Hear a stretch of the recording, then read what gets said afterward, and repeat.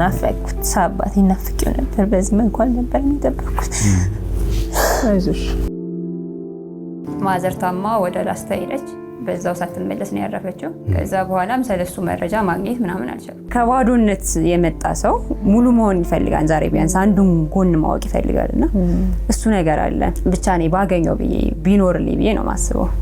ሌላው የእግዚአብሔር ፍቃድ ነው እንግዲህ ከልጅነት ጀምሮ ፎቶግራፋቸው አብሮሻል በቅርብ ነው የተቀበልኩት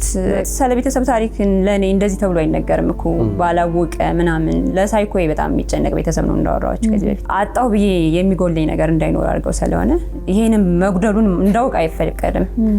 ስለዚህ ሰውቷል እስቲ እንቀበላቸው እስቲ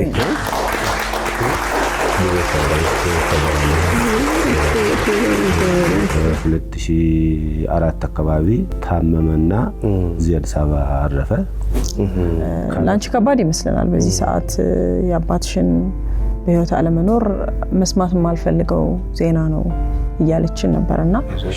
አዝኛለሁ ችግር የለም እሺ ከዝም በይ እሺ